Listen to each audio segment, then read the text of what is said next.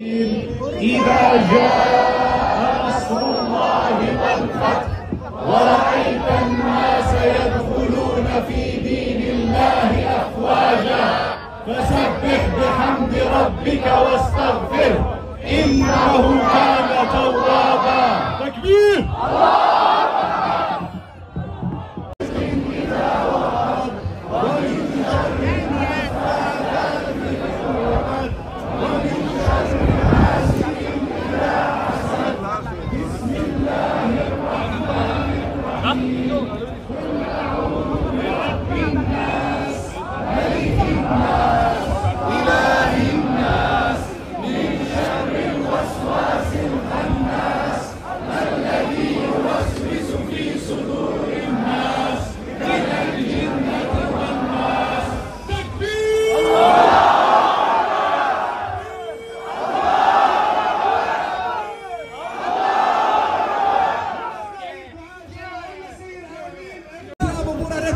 Precis som alla andra.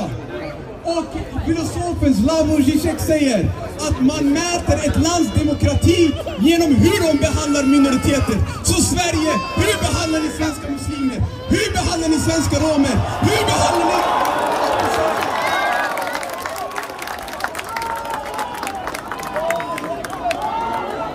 Mina syskon, jag vill avsluta med två saker. Stockholms moskéer. För det första, vi har bestämt att för nästa person som bränner en koran, vi ska ta den personen till rättegången. Och vi är beredda att gå till Europadomstolen om det krävs. Och för det andra, och slutligen, för varje koran någon bränner, vi trycker 10 nya. För varje koran någon bränner, vi sprider budskapet. De bränner en koran, vi trycker 10 nya. De bränner en till, vi trycker nya. Och de bränner en tredje, vi trycker 10 nya. Jazakallah khair mina bröder.